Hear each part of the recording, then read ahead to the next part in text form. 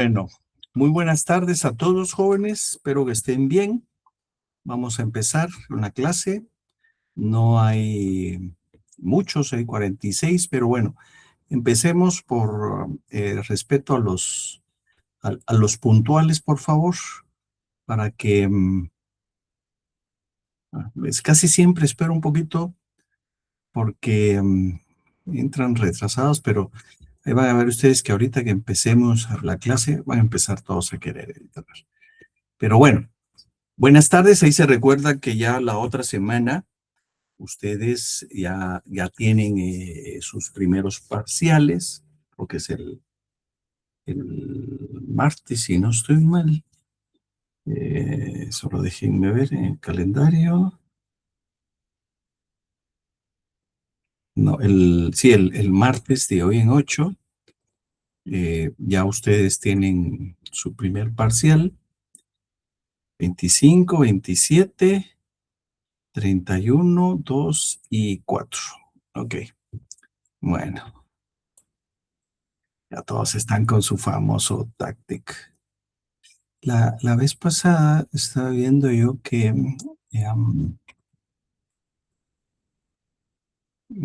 uno de ustedes, no creo que fue otra sección,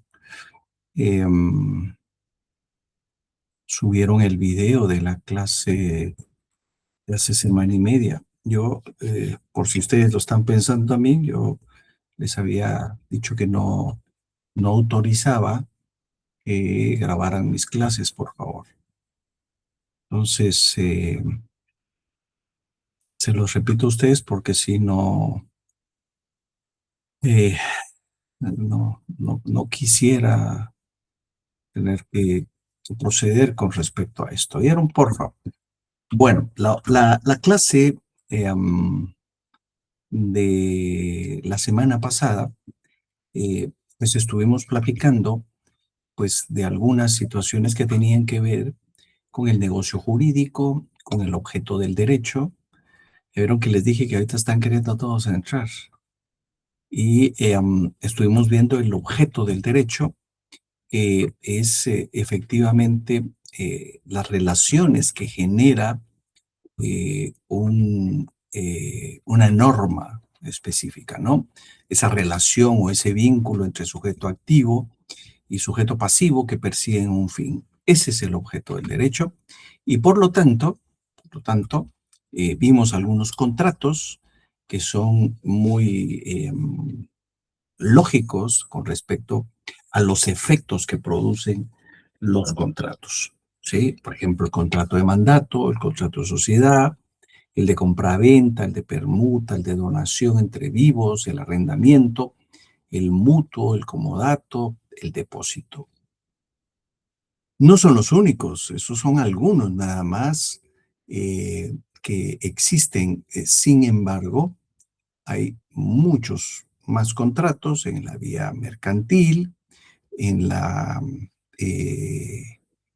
el Código Civil, en la ley de instituciones financieras, también están las sociedades de inversión, los bancos, las cooperativas, las MIPYMES y efectivamente todos aquellos sujetos que pueden generar contratos. Pero así como hay contratos claramente definidos en la ley, también hay contratos atípicos, que son aquellos contratos que no están específicamente en una ley, sino que el Código de Comercio solo da algunas de las características necesarias. Y esas características necesarias sí se deben de cumplir en el contrato, pero no son absolutamente todas las condiciones. ¿Por qué? Porque las condiciones están no reguladas. Se van a realizar, se van a materializar en un instrumento a través de el negocio mismo. Recordemos que en materia mercantil, el tráfico mercantil es lo que nos impulsa. Por ejemplo, si yo voy a comprar unas camisas en Panamá, no me voy a ir, no voy a celebrar un contrato con el proveedor, sino lo que voy a hacer única y exclusivamente es, me gusta, me pongo de acuerdo con el precio y hago un pedido. Y luego envío una carta condicional de pago a un banco en donde ellos pueden cobrar el monto una vez hayan cumplido con la remisión del producto, sea por la vía terrestre, por la vía aérea o por la vía marítima. Y se acabó el problema.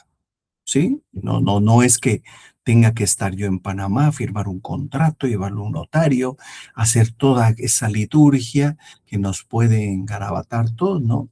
El tráfico mercantil nos obliga a que sea muy rápido todas las negociaciones. Bueno, hoy vamos a ver, el tema se va a referir a la prestación y a los derechos subjetivos. Esos son los dos temas principales que vamos a tocar el día de hoy. Y refiriéndome a la prestación es un término eminentemente jurídico, pero cuando nos ponemos a investigar, por ejemplo, en la web y ponemos prestación en el ámbito jurídico, lo que nos va a aparecer es un concepto muy etéreo porque nuestra ley, nuestra normativa, no nos da un concepto, nos refiere la figura de la prestación, ¿sí? Pero la prestación en el ámbito jurídico es el objeto contenido dentro de la obligación tributaria. Se recuerdan que las normas jurídicas tienen prestación y consecuencia, pero también las normas jurídicas tienen derechos y obligaciones. La prestación se refiere al cumplimiento y el contenido de la obligación, nada más, no al derecho, a la obligación. Por eso, es que se trata de la acción, servicio o cosa que una persona, el deudor, debe dar, hacer o no hacer a favor de otra, acreedor. ¿Sí? Esta conceptualización se puede dar en todos los ámbitos de los contratos civiles, laborales, administrativos, judiciales, demandas judiciales. ¿Sí? Se puede dar perfectamente. Por eso es que lo que tenemos que saber, lo que tenemos que delimitar, es efectivamente los elementos propios de la prestación.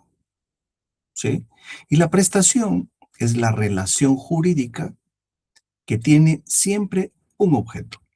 ¿Sí? ¿Cuál es el objeto? El cumplimiento de una prestación debida por el sujeto pasivo, deudor. O sea, el obligado, el titular del derecho subjetivo. Por eso, cuando se habla de estos elementos, de esta figura de la prestación, nos estamos refiriendo solo a la obligación del sujeto pasivo, ¿sí? El obligado, titular de ese derecho subjetivo. Y la prestación puede consistir tanto en un hecho positivo como un hecho negativo. ¿Sí? Cuando hablamos de hechos positivos o negativos, tiene que ver con el contenido normativo, con el contenido de la ley. ¿Sí? ¿A qué le vamos a llamar hecho positivo? Bueno, es, es el supuesto en donde se exige una cierta actividad de la persona de dar, hacer o no, perdón, dar o hacer algo. Estos serían los dos supuestos, dar o hacer. Yo tengo un contrato de compra-venta, yo soy el vendedor, ¿cuál será mi obligación? Les estoy preguntando a ustedes, pues. Desde el punto de vista del derecho, del hecho positivo.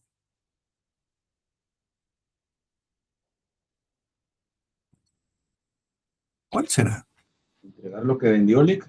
Muy bien. Dar lo que estoy vendiendo. ¿Y cuál sería la obligación del sujeto activo? ¿Pagarle al licenciado? Pagar. Per- perfecto. Pagar el bien. Entonces, aquí no hay ninguna duda. La duda podrá generarse cuando vemos el hecho negativo. ¿Y qué es el hecho negativo? Es cuando hay una omisión exigida por el derecho. ¿Sí? Vamos a ver. Voy a buscar una figurita aquí en el derecho penal.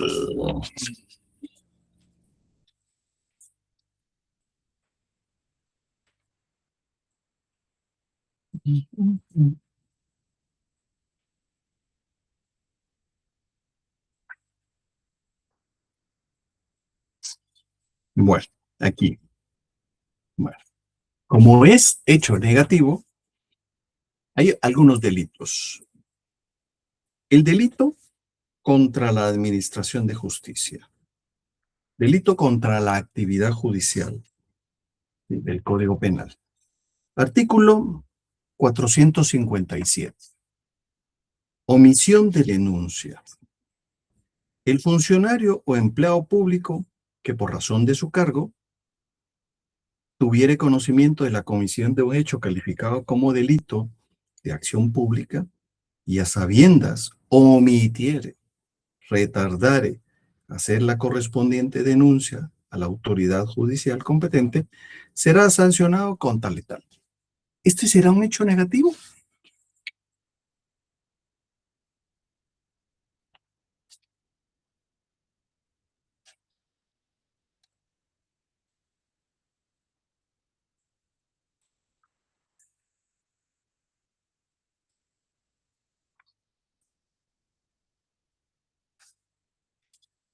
Sí, licenciado.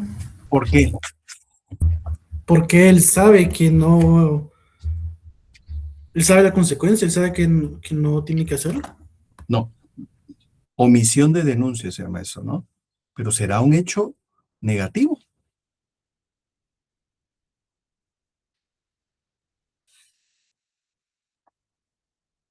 Otro ejemplo.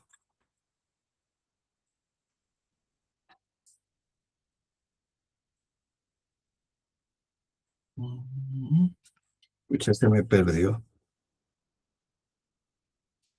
Mm. Mm.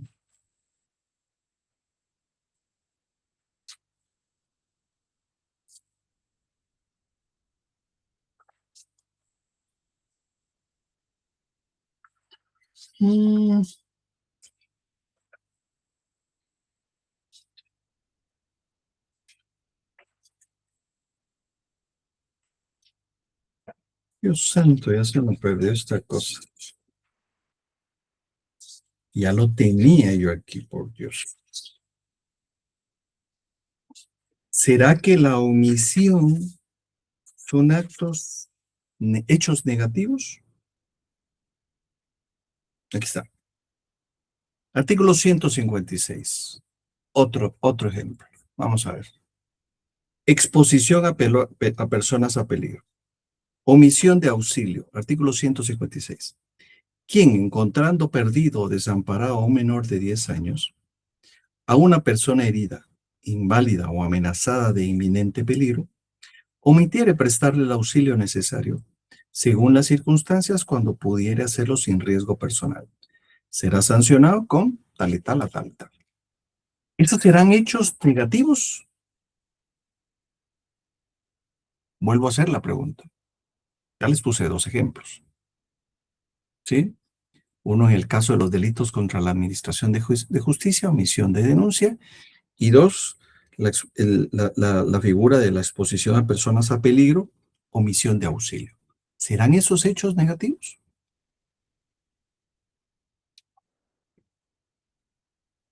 De acuerdo con lo que les dije, ¿sí? Cuando hay una omisión exigida por el derecho.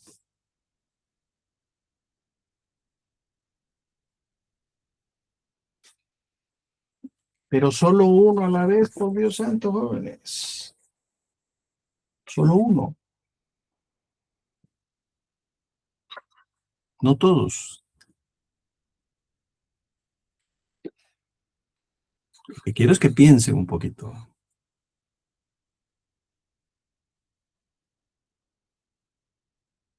Sí, porque la circunstancia obliga a la persona.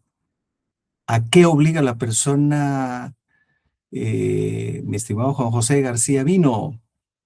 Y este se niega. Sí, pero que yo me niegue a hacer algo no quiere decir que sea un hecho negativo.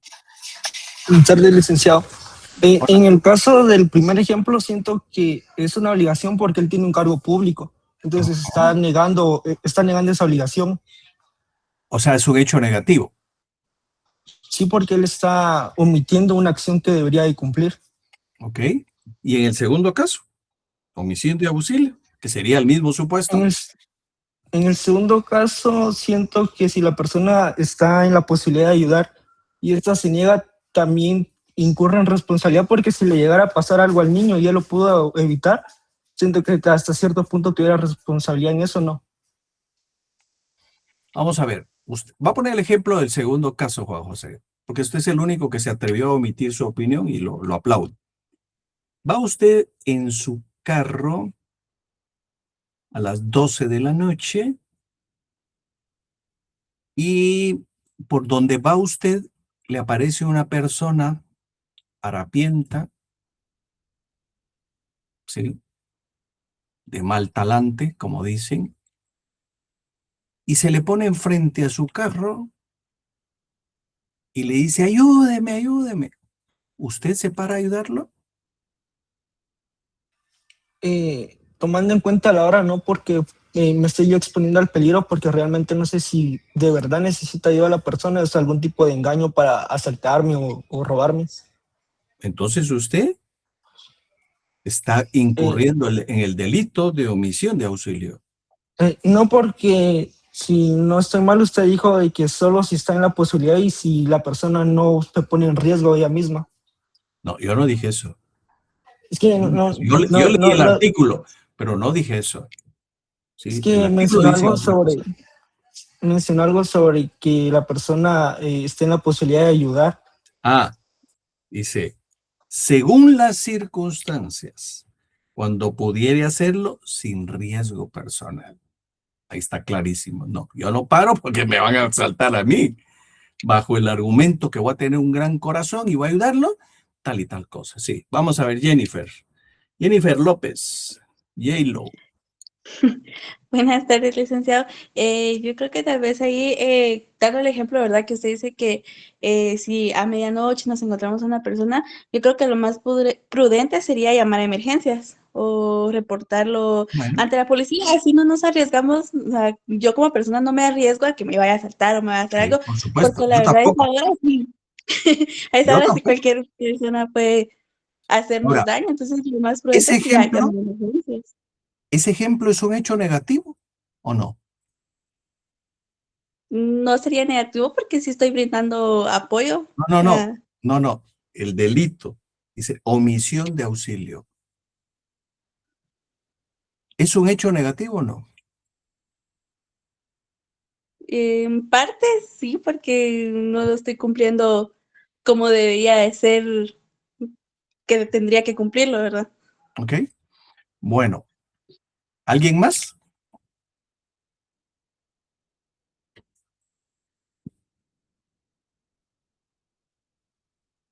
Nadie más. Y esto da para una discusión de toda la noche, pues, pero. Jonathan, Buenas tardes, licenciado. Siento que sería un hecho negativo si en dado caso la persona, como dijo la compañera, eh, por no arriesgarse, no llama a emergencias. no, no.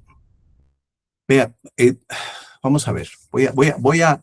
Voy a tratar de explicar, pero esto es de retórica, ¿sí?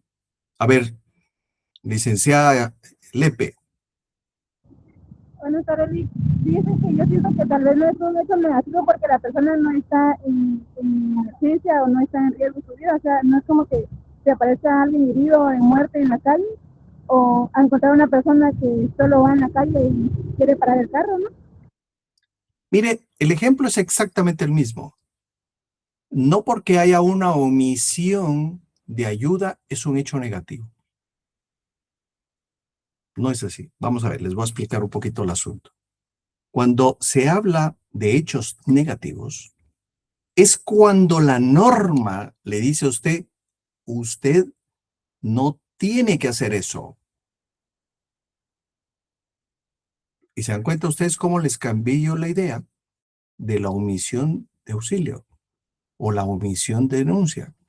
Porque como es la omisión, el no hacer algo, da origen a una sanción, ¿sí? No. ¿Por qué la omisión de auxilio? Bueno, es porque todos estamos en la obligación de ayudar. Sí, perfecto. Porque esa omisión, en el caso del Poder Judicial, obliga a todos los funcionarios que se den cuenta de la comisión de delitos, porque lo deben de hacer. ¿Sí? Y si no lo hacen, reuniendo todos los elementos del delito, hay una omisión de denuncia. Pero no es un acto negativo. Por el hecho de que sea omisión, no es un hecho, es un acto negativo. No, la omisión es cuando la norma a mí me dice que no debo de hacer algo para hacer lo correcto. ¿Se dan cuenta? ¿Cómo cambia un poco la situación? Por ejemplo, yo soy un constructor y tengo que construir un edificio de 15 niveles en la Sexta Avenida, Quinta Calle, zona 9. ¿Sí? Y entonces yo presento los planos a la municipalidad para sacar la licencia. ¿Qué creen que me va a decir la Municipalidad de Guatemala? ¿Se dan cuenta ustedes dónde los ubiqué, verdad? Sexta Avenida y Quinta Calle, zona 9.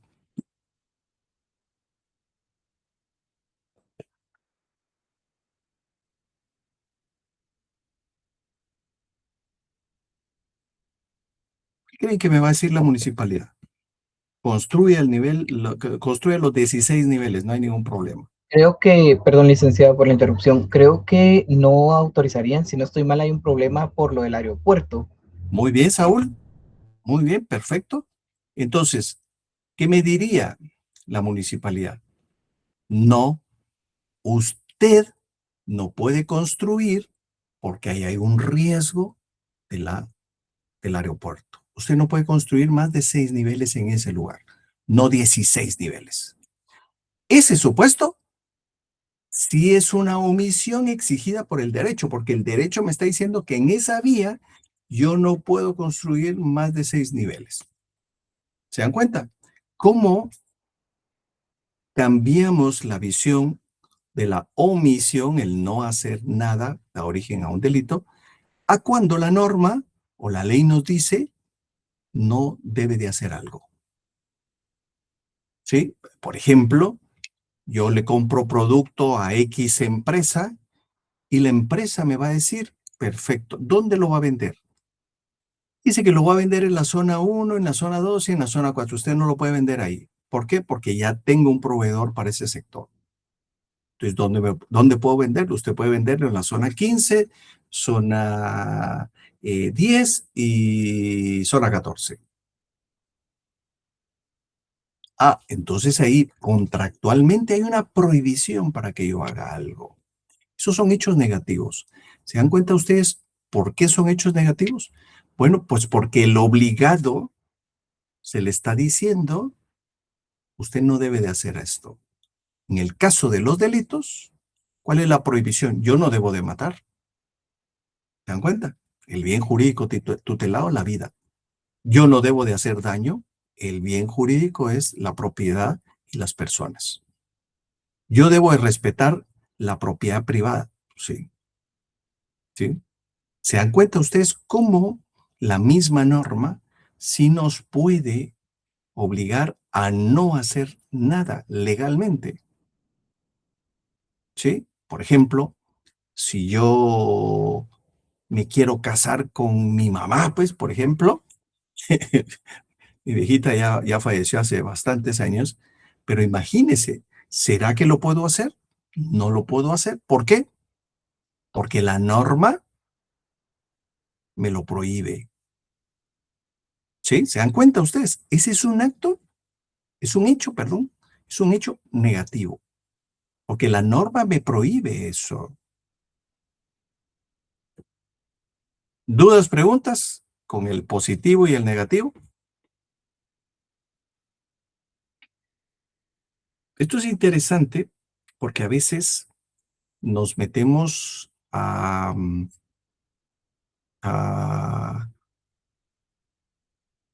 creer que porque algo es una omisión es carácter negativo y no necesariamente. Yo les puse 2 ejemplos, la omisión de auxilio y la omisión de denuncia. Y ahí lo que es importante es que si yo incurro en todos los elementos del delito, voy a ser responsable del delito. ¿Sí? Pero si no incurro en todos los elementos, no hay una consecución del delito. Por lo tanto, ahí no hay ningún acto negativo, sino ahí hay una adaptación del hecho al supuesto. ¿Ok? Por eso tenemos que tener cuidado que el objeto de la relación jurídica no consiste en lo que es necesario dar, hacer o no hacer. Serían las 3 figuras. Dar y hacer positivos y no hacer negativos, sino en el acto mismo positivo o negativo, mediante el cual se cumple la obligación contraída y el deber impuesto por la norma. Por eso es que la norma nos obliga siempre a hacer algo. En otros términos, es preciso no confundir el objeto del derecho, que son todas esas relaciones jurídicas que nacen entre sujeto activo y pasivo, ¿sí? Sino que en este caso particular, lo que hay que tomar en cuenta es la realización del deber jurídico. Siempre es el obligado, ¿sí? El que tiene que cumplir el deber. Siempre es el obligado. Dicha prestación consiste en hacer, dar, no hacer o no tolerar algo. Por ejemplo, pagar una deuda es una forma de extinguir la obligación, realizar una obra contratada o no construir a la altura permitida en el lugar donde yo quiero construir. Sí, sí, yo sé que hay una prohibición porque hay procedimientos de acercamiento de los aviones, pues de la noche a la mañana no me voy a construir un edificio de 50 pisos, ¿no? Bueno, en Guatemala hay un edificio aquí en Mariscal, sí, en Mariscal, más o menos tiene 33 o 34 niveles, es alto. Y se hizo la duda, se estaba platicando sobre la duda, si era la altura deseada. Y Aeronáutica demostró que efectivamente ahí no hay ningún problema, porque no es un área de acercamiento o de aviones, ni tiene ninguna implicación la altura. Por lo tanto, no hubo ningún problema. ¿Sí? Por eso, sí, David. Licenciado, muy buenas noches. Disculpe, solo para agregar una pregunta. ¿Cuál es la razón por la cual está inhabilitado el edificio? Que yo sepa, no. Que Yo yo sepa, tenía no. la noción, o al menos el conocimiento de que el edificio sí estaba vacío, por no sé qué incumplimiento habían tenido, pero tal vez yo estoy equivocado. No, de hecho, yo tengo hasta un amigo que está vendiendo los apartamentos y hasta me envió un video de un apartamento que está vendiendo en el nivel 31, creo yo, que tiene una vista muy bonita y todo. Que yo sepa, no. Que yo sepa. No lo sé. No sé, tal vez sí puede haber alguna prohibición. Se había mencionado la altura, se había mencionado también lo del agua, que tendría que haber hecho un pozo porque, vamos a ver, se va a conectar al agua pública y obviamente no llega con tanta presión como para subirla al 34 nivel si es que tienen algún depósito hasta allá arriba, ¿no? Y en todo caso deberían de tener bombas y qué sé yo. Pero también otro de los problemas que sí he visto yo en algunos edificios es que se conectan a las aguas servidas y no necesariamente todas las zonas de Guatemala tienen una disponibilidad para evacuar todas las aguas servidas de los edificios. Ese sí es un problema. Pero bueno, ¿alguien había levantado su mano ahí, además de David?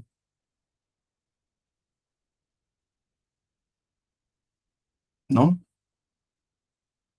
Bueno, el objeto del derecho es la prestación de vida y es preciso no confundir este objeto con la materia misma que sirve para cumplir con esa prestación.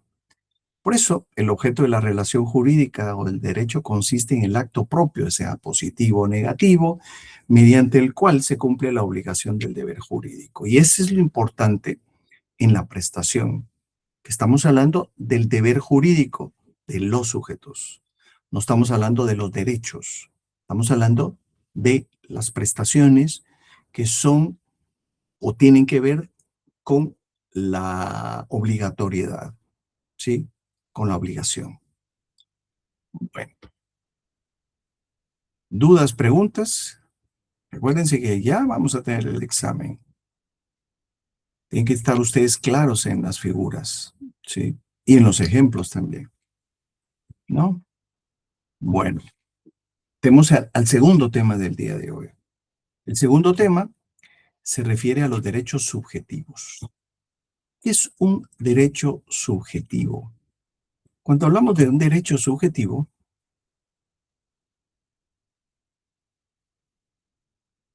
dice el no hacer nada, ¿no me qué?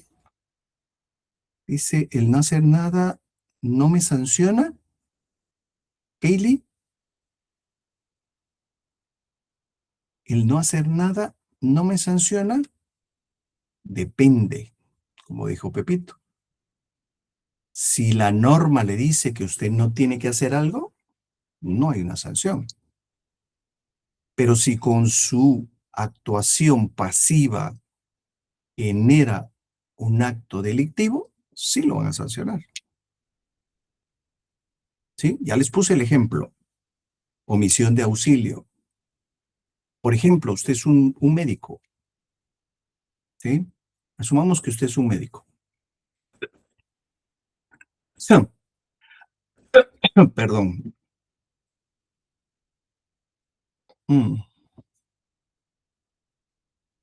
Y enfrente a usted le dispara a una persona.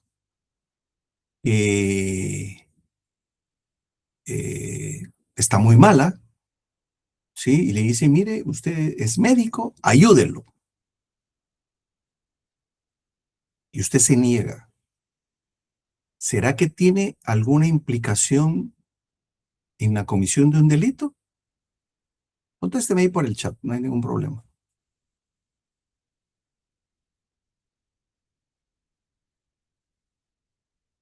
¿Qué les he dicho yo?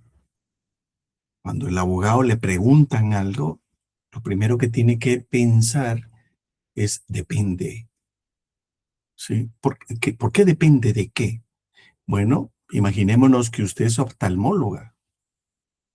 En su vida ha visto cómo se resucita más que en el entrenamiento que fue en la universidad, en el internado y el externado de medicina. ¿Sí? Usted no vive de eso. Usted vive de ver los ojos. O asumamos algo todavía más grave. Es dermatóloga. Tiene que ver con la piel. ¿Sí? Pero es que usted es médico, usted puede salvarlo. No lo puedo salvar.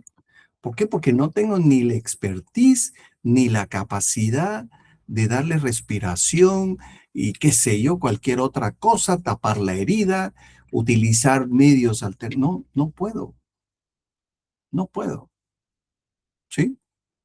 Esto tiene que ver mucho también como que a mí me contrataran para llevar un juicio penal en mi vida. A mí no me gusta el derecho penal y no aceptaría llevar una defensa. Pero entonces es delito porque usted se está oponiendo a hacer lo que usted debe de hacer. No, depende. Por eso es que no necesariamente el no prestar auxilio en todos los supuestos es delito. Solo en las calificaciones normativas claras. Yo trabajo en el Poder Judicial, yo no trabajo ya hace que 3 años que ya no trabajo en el Poder Judicial, y si yo me diera cuenta de que hay un delito de un funcionario, pues yo no estoy obligado, pero estando obligado es cuando yo sí trabajo en el Poder Judicial y me doy cuenta de eso y no lo hago, ahí sí, el no hacer, sí tengo una sanción. No sé si está claro, Kelly. Sí, bueno. Bueno, ¿alguien más? Sí, Jonathan. Licenciado, disculpe, yo tengo, o quisiera que me explicara cómo se pondría en acción el omisión de auxilio, porque según lo que dice es de que de todo depende si la persona corre peligro en auxiliar a la persona o no. No, el artículo 156 estamos viendo, Sí, sí, sí, ese. el código. Bueno, no dice eso. Miren lo que dice. ¿Quién, encontrando perdido o desamparado a un menor de 10 años o a una persona herida, ¿sí?, inválida o amenazada con inminente peligro, omitiere prestarle auxilio necesario? ¿Sí? Prestar auxilio necesario podría ser lo que mencionó alguien anteriormente, Jennifer, llamar a los bomberos, por ejemplo. ¿Sí? Ahí le estoy dando el auxilio debido. ¿Por qué? Porque yo no soy médico, yo no soy experto en prestar ese tipo de auxilio y por lo tanto me veo impedido de hacerlo. Pero lo hago por otros medios. Y ojo, continúo con el artículo. Según las circunstancias, cuando pudiere hacerlo, sin riesgo personal. No me voy a parar a las 12 de la noche viendo que le dispararon a una persona para ver qué hago. Mejor llamo y mando a los bomberos. ¿Por qué?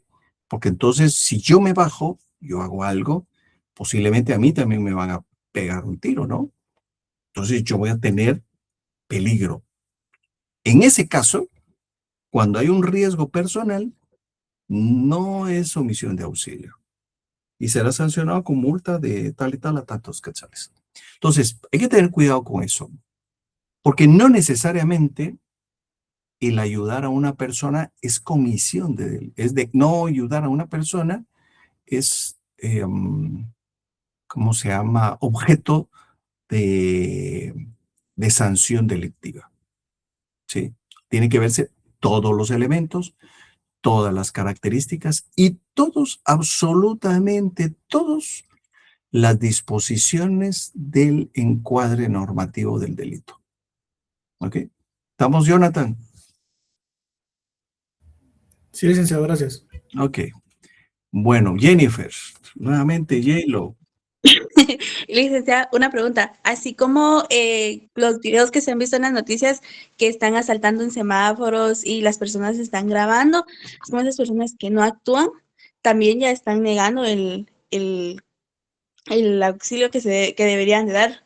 O sea, Pero esos tienen sanción. si yo estoy en transmisión directa a las redes, sí estoy ayudando indirectamente. No es que yo tire el teléfono y me va a poner enfrente del otro para que no le caiga la bala a mí y que me caiga a mí, que le caiga a él, sino que me caiga a mí. No, yo creo que el auxilio no es eso. El auxilio se puede dar por distintos medios, ¿sí? Por ejemplo, yo no sé si ustedes se acuerdan que una mujer la estaban asaltando ahí ¿cómo se llama este lugar?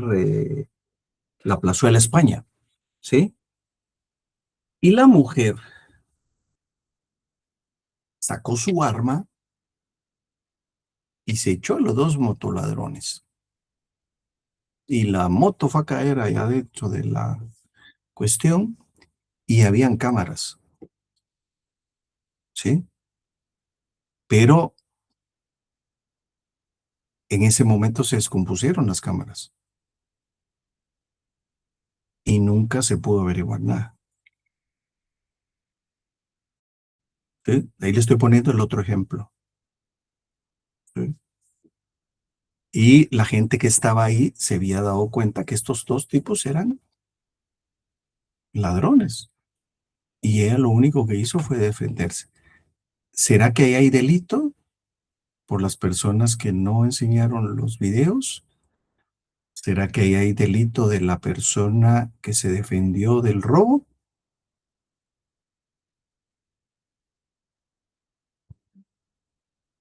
Y respóndanse ustedes. Sí, David. Licenciado, que yo sepa, ahí sí hay delito, ¿no? Porque nosotros aquí, al menos en Guatemala, no tenemos el...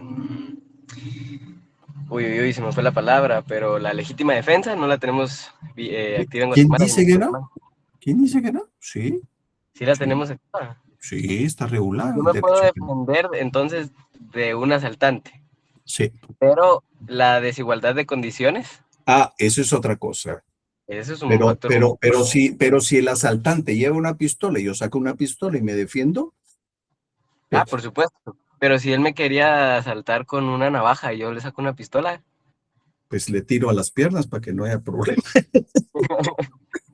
No, miren, vamos a ver. La legítima defensa sí está regulada en nuestro sistema, ¿sí? Lo que pasa es que en el caso que yo les pongo, que fue un caso muy sonado, aquí hay varias circunstancias. Jennifer decía, mire, pero en lugar de estar filmando, grabando, ¿por qué no ayuda? Bueno, y si la grabación ayuda para identificar a los asaltantes, y si la grabación ayuda para identificar el vehículo con que están utilizando los asaltantes, y si el teléfono es tan bueno, con una resolución tan alta, que salen las caras de los individuos y se pueden identificar. Depende mucho de eso, depende mucho de eso, depende mucho de todos esos elementos propios de la legítima defensa. Entonces, ojo, vamos a ver, si yo soy la víctima de robo con violencia, ¿sí puedo usar mi arma? Sí, por supuesto. Toda vez que mi vida está en peligro, pero si otra persona, por ayudarme, usa su arma y mata a los asaltantes, ¿esta persona sí comete delito? Depende si esta persona es policía. Porque si es policía y está viendo que a usted lo van a matar, utiliza su arma de servicio y lo defiende, dígame ¿usted lo iría a acusar de delito? Yo creo que no. Al contrario, iría a prestar declaración para que el personaje que lo defendió no vaya a la cárcel. Y este es un problema también, ahí sí normativo, con respecto a la policía, porque muchas veces la policía tiene miedo de sacar sus armas eh, porque ellos sí se van presos y el delincuente sale en dos pepitazos, ¿no? Yo no sé si vieron unos policías que defendieron a una familia aquí por la carretera eh, saliendo de aquí de San Cristóbal, ya camino para eh, San Lucas, y los policías se batieron a balazos con los ladrones y los mataron. Y está muy claro los videos de cómo ellos se defendieron y cómo repelieron. Y los testigos más fehacientes era la familia que a la que estaban asaltando, ¿no? Entonces, yo creo que depende mucho de esto, depende mucho de las circunstancias. Lo estoy diciendo por Wilder, ¿no? Yo sí creo que hay que darles más poder a los policías porque a veces, no sé si ustedes tienen la misma impresión, que a veces la gente honrada estamos en desprotección con respecto a los delincuentes, ¿no? Que estos han estado tantas veces en la cárcel que ya saben qué hacer para salir rápido, ¿sí? Hasta creo que son estudiantes de derecho. No, hombre, no, no. Pero sí vemos que esto se ha vuelto uno de no acabar. Como decía el presidente aquí a la par de nosotros, ¿no? Nosotros estamos para defender a la gente honrada que trabaja, no para proteger a los delincuentes. Y eso creo que es parte de la estructura de la seguridad, ¿sí? Sí, Jonathan. Licenciado, pero ¿por qué entonces cuando un civil, digamos, por defensa propia, se mata a algún asaltante o algo, ¿por qué lo juzgan a él? ¿Por qué lo? ¿Por qué lo juzgan a él? Porque debe de demostrarlo legítima defensa. No es solo porque, es que me estaban asaltando, yo le disparé, me lo eché. No, tiene que demostrarlo. Tiene que demostrarlo.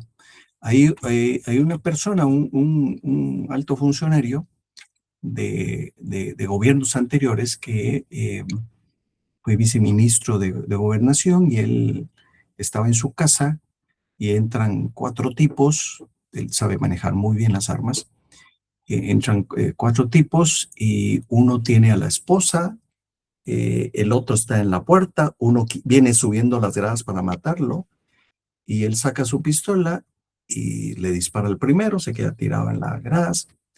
Cuando ve eso, el otro que tenía la esposa se puso nervioso y le dispara y se lo echa también. Y un tercero que estaba en la puerta le dispara y cae. Y el cuarto que iba en la puerta ya de la casa de afuera, porque era un patio muy grande, le dispara y lo hiere, ¿sí? Entonces, él llamó a la policía, explicó todo el relajo, la esposa, la empleada, y todo estaba muy claro. Se fue a la prisión, se lo llevaron a la comisaría, entregó su arma, dijo, sí, háganle la prueba, yo disparé, taca, taca, taca, taca, ahí están los balazos en mi casa, vean, ahí están las armas de ellos, están tirados, y todos tenían arma. Y él no pasó una noche en la prisión, pero hay que demostrarlo. Hay que demostrarlo. Sí, David. Licenciado, conforme a lo de los funcionarios o de los servidores públicos, yo tenía entendido, corríjame si estoy mal, que ellos pueden hacer solo lo que la ley les permite, Sí, no lo que quieran. En ese caso, sí, por supuesto. lo de defender a algún civil, también tenía entendido que ellos solo pueden disparar su arma media vez. A ellos, de igual manera, pues hagan una detonación de arma a los asaltantes, si lo queremos ver así. Es que ese es el problema, ese es el real problema. Por eso les dije yo que hay que empoderar más a la policía. O sea que él solo puede sacar su arma si me disparan a mí y me matan. Esa sería la lógica, ¿no? De lo que usted me está diciendo. Sí, por supuesto, si el... Pero eso no me garantiza a mí que el otro va a salvarme. ¿Sí? Yo estaría feliz que cuando el otro me está apuntando, él saque la pistola y se lo eche. Y lo voy a defender yo y me voy a pelear con lo que sea porque este me salvó la vida. Me iban a matar. O sea, ¿se dan cuenta lo ilógico que es el sistema? Es por eso que había una reforma de la ley de la Policía Nacional, pero creo que no pasó en el Congreso, precisamente para darle esas atribuciones. ¿Cómo es posible que solo cuando el otro saque la pistola y me dispare, él va a poder dispararle? Hombre, si la lógica de precaución no es esa, no es esa, ¿sí? Con el hecho de que ya me tengan apuntando, ¿sí? Y que vea la intención de que me van a disparar, él tendría que sacar su pistola. No sé si me voy a entender con eso, pues, pero yo sí creo que hay algunas circunstancias o situaciones que no debieran de suceder. ¿Por qué? Porque estamos protegiendo la vida del delincuente y estamos desprotegiendo la vida de la gente honrada. No sé si ustedes están de acuerdo con eso, pues, pero yo desde ese punto de vista, eso es lo que veo. Sí, licenciado. Bueno, Derechos subjetivos. ¿Qué son derechos subjetivos? Bueno, los derechos subjetivos son facultades, son prerrogativas de los individuos, de nosotros, para ejercitar o no un derecho. Y ese derecho está articulado en una norma jurídica. ¿Sí? Ustedes que ya están viendo derecho romano, no se dice, pero es que se han visto muchos casos de policías con abuso de autoridad. Si se les da más poder a los policías, bueno, o sea, ¿qué prefiere usted, don Alfredo? Que le disparen a usted y que después dispare el policía, o que realmente instrumentalicemos a la policía para que no haga abusos de autoridad, para que no se convierta en un instrumento nocivo. Yo al día de hoy, si voy a las 11, 12 de la noche por la calle y me para la policía, yo me pongo a temblar. Yo me pongo a temblar. ¿Por qué? Bueno, pues porque no sé qué me va a pasar. ¿Sí? No sé qué me va a pasar. Dice Lick, lastimosamente en ambas situaciones salimos perdiendo tanto los policías como uno a la hora de actuar en defensa propia. Eso, que preparen mejor a los policías, que los capaciten. Pero yo sí creo, y yo se los digo con mucho conocimiento de causa, yo trabajé en un juzgado de paz penal cuando estaba siendo estudiante y veía las condiciones tan precarias en que los policías viven. Y eso que yo estaba en el juzgado de paz de Villanueva. Y me daba cuenta las condiciones en que vivían, lo que ganaban en ese tiempo, la pobredumbre académica e intelectual de ellos, porque nunca los preparaban, nunca los capacitaban, nunca les daban efectivamente todas las herramientas para que ellos pudieran hacer su trabajo. Entonces, que ante la ausencia de esto, hacen cualquier cosa. Hacen cualquier cosa. ¿Sí? Y yo no sé, pues, pero si ustedes han ido a otros países, por ejemplo, Alemania, una de mis hijas vive allá y estábamos en una ciudad, en Múnich, y tomamos el tren. Y había un tipo que estaba insultando a todos, pero un tipo grande, y llaman a la policía en la estación del tren y entran una policía mujer y un policía. Yo mido 1,84, pero era un animal de casi 1,90. Yo lo miraba para arriba y cuando pasó la par mía dije, oye, ese roble, ese cuate, no, no, no, no, no. Y sin embargo, quien lo puso, lo sometió a esta persona, fue la chica. Una chica que no sé, pero tenía más manos de saber que le pegó un par de riendazos que lo puso, pero a dormir inmediatamente. Le pusieron las esposas para atrás, no las esposas no, sino tienen unos ganchos plásticos y le pusieron en las manos hacia atrás y lo cargaron, pero como que era papel lo llevaban, porque lo llevaban y así lo tiraron a la radiopatrulla y dijeron, mire, no tengan pena, ya está todo, vayan, sigan normalmente y toda la cuestión. Dice uno, pero llegaron así, en un par de segundos. Dice, hace unos meses tuve un percance, una patrulla me chocó por ir persiguiendo a unos ladrones en moto. En resumen, es que los ladrones escaparon y cuando la policía me dijo que por qué no atropellé a los ladrones, yo le pregunté qué hubiera pasado conmigo y me dijo que yo me hubiera ido a los tribunales para aclarar lo que había pasado. Yo le dije la misma pregunta, ¿por qué ellos no le dispararon? Y me indicó que ellos no pueden, que a ellos nadie los respalda. Sí, es cierto, es lo que les decía yo. Es lo que les decía yo. Efectivamente, ellos están muy desprotegidos, no les dan una capacitación. En otros países sí, no trabajan.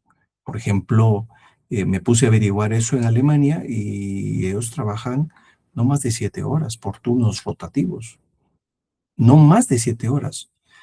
En cambio, aquí en Guatemala hay policías que llevan 15 días metidos en la, en la estación de policía, ¿sí? Y les dan 2, 3 días para que vayan a su casa y regresen. No, eso no son horarios. Yo les apuesto que si ustedes tienen ese tipo de horario, estarían desmotivados, desganados, cansados, con problemas en su familia, qué sé yo, cuántas cosas. Pero bueno, y ahí cierro ya el paréntesis del ejemplo ¿no? Y sigamos con los derechos subjetivos. Ustedes que están viendo derecho romano, sabrán perfectamente que ya los romanos hablaban de los derechos subjetivos. Y los derechos subjetivos le llamaban los facultas agendi.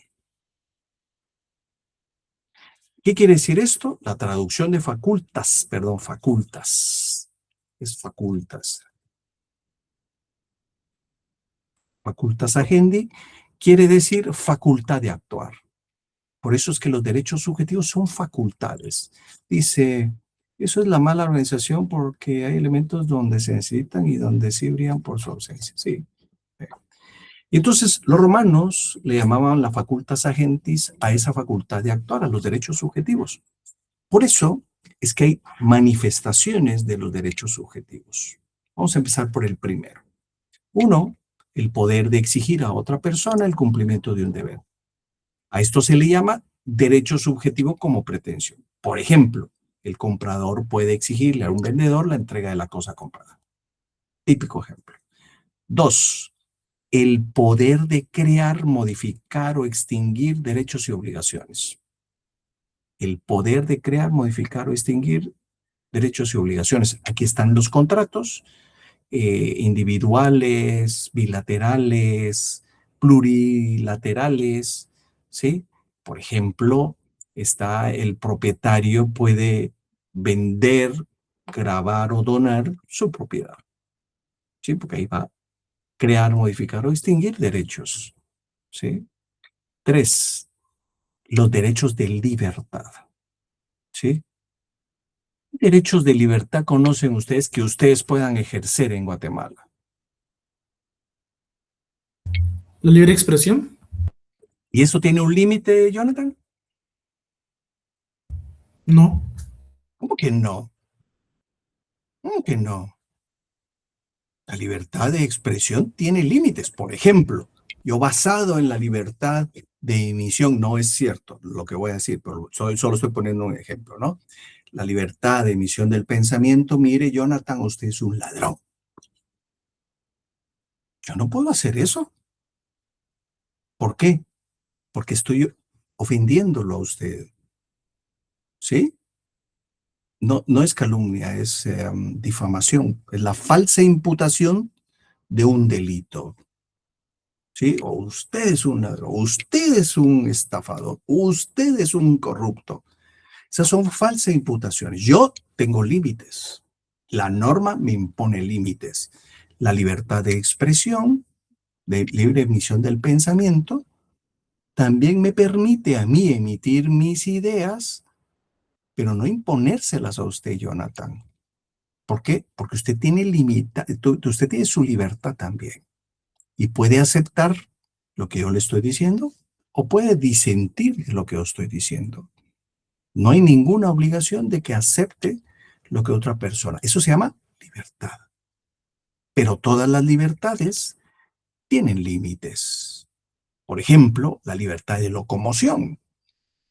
Yo, en base a que puedo ir a todos lados, no me voy a ir a meter yo ahorita a el cuartel general del ejército. No, pero es que esto es del Estado, yo puedo entrar. ¡Ja, Dios santo! Más estoy hablando yo en lo que agarran y me sacan a cachimbazos, ¿no? ¿Por qué? Porque hay situaciones, hay lugares en los que yo no puedo ejercer la libertad de locomoción. ¿Sí? Hay propiedades en donde no puedo ingresar porque no estoy acreditado.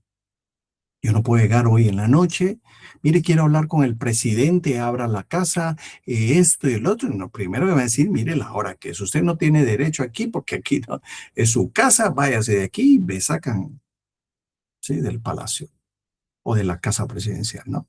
Que es la parte de atrás.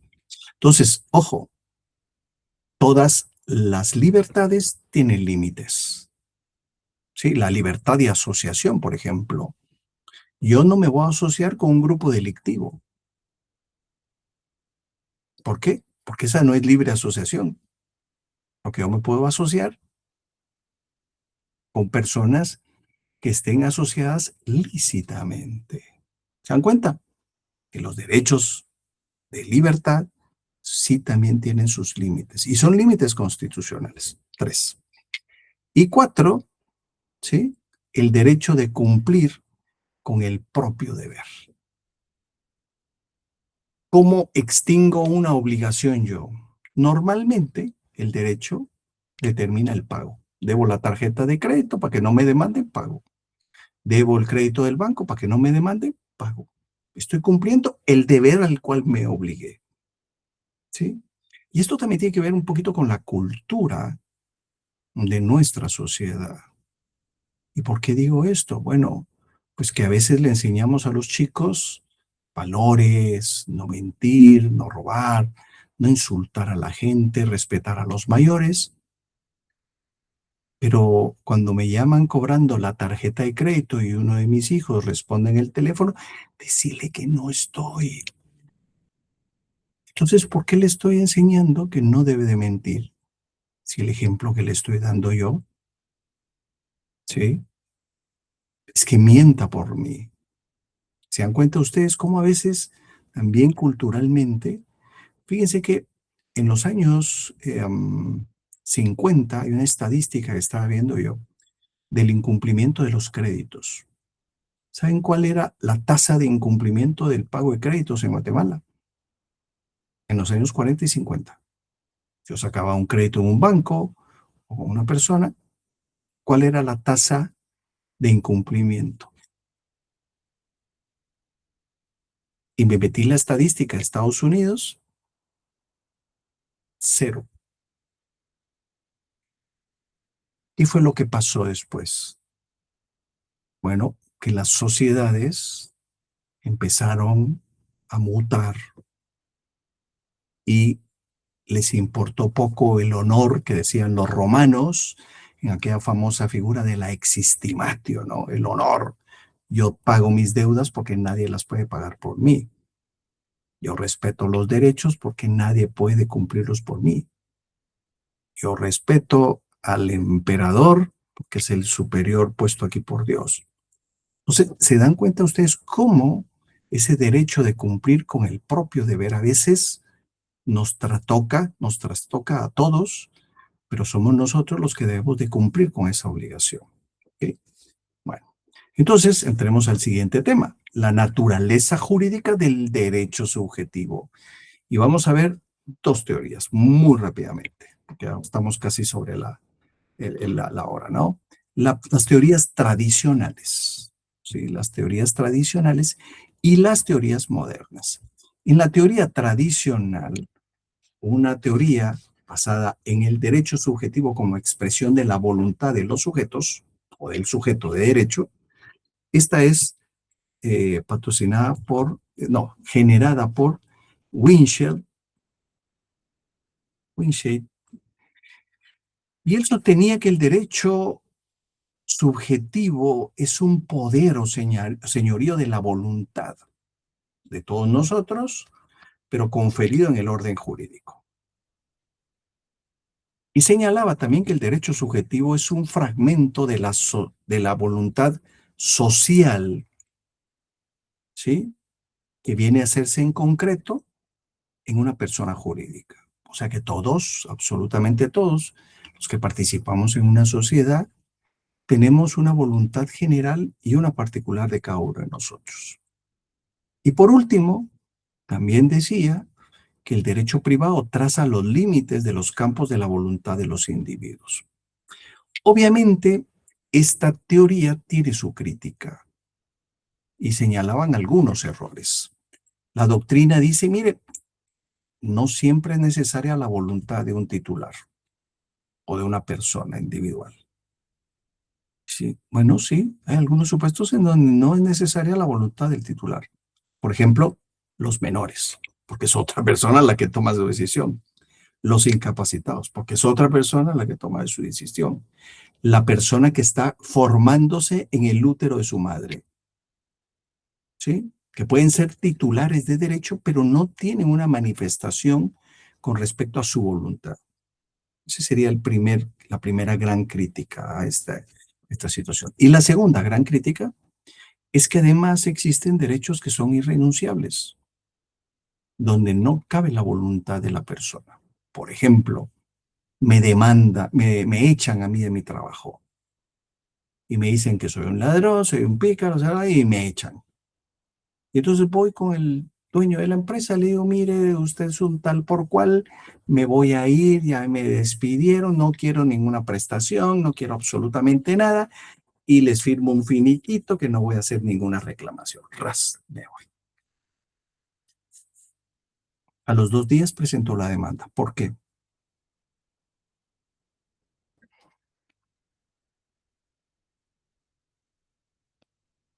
¿Qué presentó la demanda?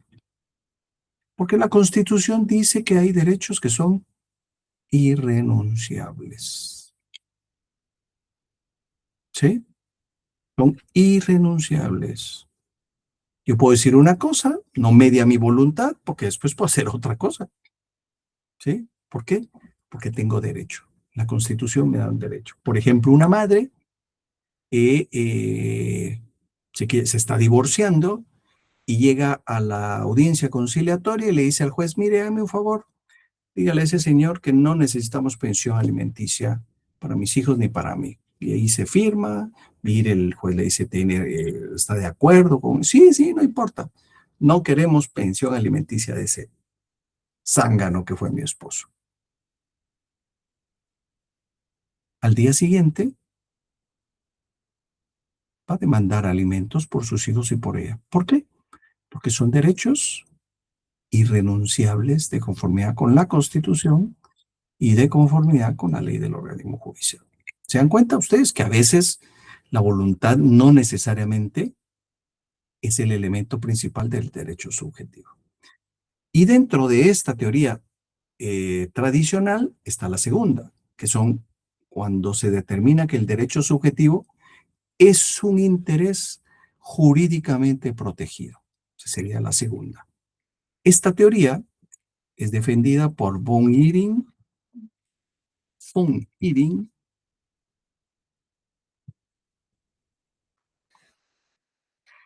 Este autor austríaco decía que, mire, se afirma que los derechos subjetivos son intereses jurídicamente protegidos, que existen para garantizar los intereses concretos de la vida de las personas, ayudar a sus necesidades y realizar los fines. Y también se identifica con la voluntad individual de las personas y que carecen de ella, y cuando carecen de la voluntad, también carecen de derechos. ¿Cuál es la crítica a esta teoría del derecho subjetivo como un interés jurídicamente protegido? Uno, cuando se cumple con el propio deber, no se toma en cuenta el interés. Yo cumplo porque la norma me dice que debo cumplir. Pago la deuda porque la norma me dice que debo cumplir. Y no me interesa, ¿sí?, en absoluto el interés de la norma, el interés jurídicamente protegido. Y dos, en el caso de los contratos, lo importante es la manifestación externa de la voluntad y no la existencia de un interés. Yo me voy a celebrar un contrato de compra-venta porque quiero comprar el carro, quiero comprar una casa, o quiero vender mi casa y quiero vender mi carro también. ¿Sí? Dentro de las teorías modernas hay 2 personajes. El primero es Hans Kelsen, de las teorías modernas, y este personaje es de los más connotados del siglo anterior. Creo que cambió mucho la forma de ver el derecho. Decía, miren, Kelsen sostenía que se reduce el derecho subjetivo al objetivo. ¿Sí? O sea, la voluntad de la persona sucumbe ante la norma. El individuo va a hacer lo que la norma le dice. La va a hacer voluntariamente o involuntariamente. Eso será otro asunto. Para él, el derecho subjetivo no se contrapone a la norma o al derecho objetivo, sino al deber jurídico, a lo que tiene que hacer. Si yo quiero, cumplo con la norma, y si no, le incumplo. Pero es el deber, no el derecho. Entonces, según Kelsen, el derecho subjetivo es la norma en relación al individuo que debe de expresar su voluntad a efecto de que la misma sea cumplida y debidamente ejecutada. ¿Cuál es el error que se le señala a Kelsen? Bueno, que identifica al derecho subjetivo con el objetivo, y no es cierto. Esto no es cierto. ¿Pero por qué? Y se confunde el derecho con la facultad. No. Él lo que dice es que el derecho objetivo está aquí y el derecho subjetivo está dentro. Pero depende del individuo que cumpla la norma o no. ¿Se dan cuenta ustedes cómo cambia la conceptualización? Y por último, Tacosio, este profesor, también decía, miren, el derecho subjetivo integra la facultad y el deber como elementos correlativos e integrantes de la norma. Eso es cierto, ¿sí? Hay una facultad y hay una obligación. Hay un derecho y hay una obligación. Es decir, el derecho subjetivo, por ser una facultad, puede ejercitarse o no por su titular, por supuesto. Y devuelve al derecho subjetivo su rango de facultad de la cual Kelsen había desprotegido. Yo tengo mis dudas sobre eso. Pero bueno, yo con esto me quedo aquí y nos vemos el día jueves si no tenemos dudas.